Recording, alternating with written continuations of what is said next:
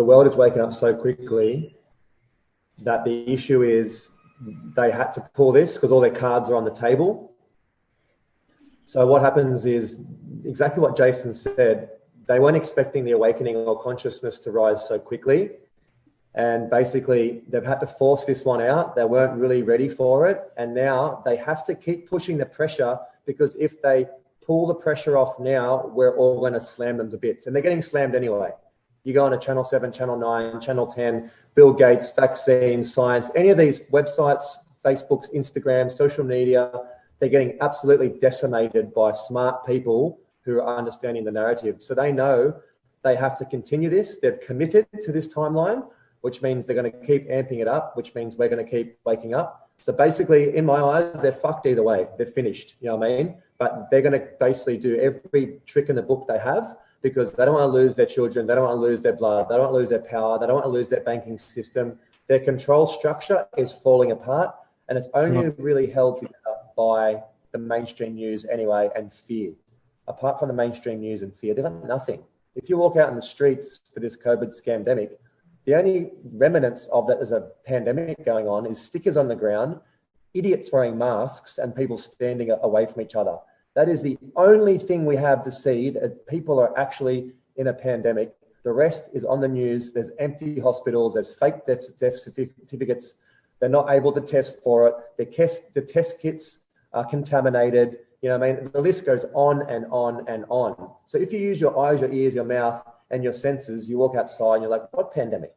And they had to have a boogeyman which was more intense than terrorism, because terrorism was falling apart. People all around the world were realizing that, hey, it's not the Muslims, it's not Osama bin Laden, it's not this, it's actually the CIA, it's Israeli intelligence, it's Mossad, it's the Zionists. And so many people are catching on to this, and we outnumber them by 10,000 to 1. We outnumber them by so many that they have to keep pulling these strings and the mind control and the puppeteering, because otherwise what is going to happen is they're going to get dragged out into the streets and they're going to get killed. Their friends and their family, and they're all going to end up either getting killed or in prison. That's the end outcome, which is going to happen regardless. I'm not saying it's a good or a bad thing, but you know what? 40 million people die every year of starvation and hunger, and that's because of these assholes. So 20,000 people were wiped off the planet. I'm pretty happy with that. I'd like to do it another way, but we're in a war now. People don't realize that we're actually very far down the rabbit hole of a war. We're being poisoned with our food, the air we breathe, the toxicity in our drinking water, the phone tower frequencies, not just 5G, 4G is killing people. You know, 4G and Wi-Fi routers and mobile phones is bad enough as it is, let alone 5G and 6G, which is a satellite system that Elon Musk, the fake billionaire, wants to put up in the sky and bathe every single inch of Earth with 6G technology. So it's a very big plan. And the hardest thing is for people to wrap their head around what I'm saying and what Jason said, that these bloodlines go back for thousands and thousands of years. And people think that their religion is the real religion and that every other one's fake and things like that. It's like, guys, these people, these half humans, whatever you want to call them, have been infiltrating every facet of our lives for many, many years. Religion's part of it. Banking system, the slavery system's part of it. The education system from schools is a big part of it. That's the indoctrination system. The medical system is a depopulation system. Then you have the military, which is supposed to be looking after us, which is actually the long arm of the cabal on the deep state, which is used to invade countries, steal oil, steal gold, cultivate the heroin, send the heroin back with the CIA planes, distribute it with the banks like HSBC, who's already been caught out, money laundering for terrorist organizations, for child trafficking institutes, for drug dealers.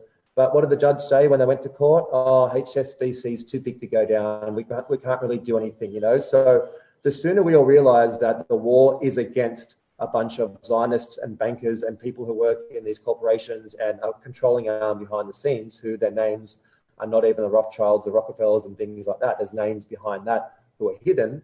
Once we realize that it's basically every single person against about 20,000 people worldwide, and we stop buying into their programs, we stop buying their food, we say no, we peacefully non-comply, we stop eating the shitty food, it all falls apart.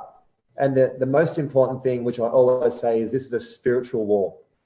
This is a spiritual war about taking your time, your energy, your vital life force, your chi, and your soul's essence. They want you to think that you're just a skin suit walking around aimlessly and you're a sinner and you need to be saved by some demigod They don't want you knowing that you are a God and you are a creator being. They don't want you getting into the core of who you are and releasing your trauma, which is a big part of the pedophilia and the child sacrifice. It's about traumatizing children so they never reach their full potential. They have an understanding of what kids are being birthed and where they're coming in through what families, and they can redirect the birthing process, and you end up in a family full of Freemasons and you get abused. And if you don't have the protocols and the processes to clear your trauma, you'll end up becoming a pedophile yourself, or you'll end up being a person who does the same traits that happen to you. Because genetics is like a cycle. We have to break the cycle or it's passed on to our kids. So this cycle has been going for a long time, but now as a mass, as a civilization, we're breaking it. We're looking into native cultures, into their traditions, and being connected to earth and plant medicine, and going beyond the unseen realms. You know, people are clearing the heavy metals and the toxins out of their bodies. They're getting into meditation and yoga. They're realizing that we need nature to survive. There's a big awareness that technology is making us sick. These things are like basic, simple things. If you don't watch the news and the indoctrination, it's simple. How do you feel in nature? How do you feel in the city? You know what I mean?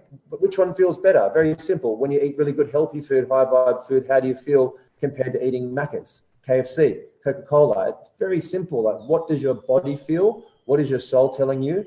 And when you're disconnected because of food, toxins, bad water, bad thought processes, it's very hard for people to put the pieces of the puzzle together.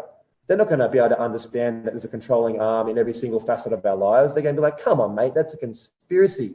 Because their brain is not going to allow them, because their mind, this is what Jason says, you can't put the pieces of the puzzle together if your mind's swimming in a sea of toxic soup.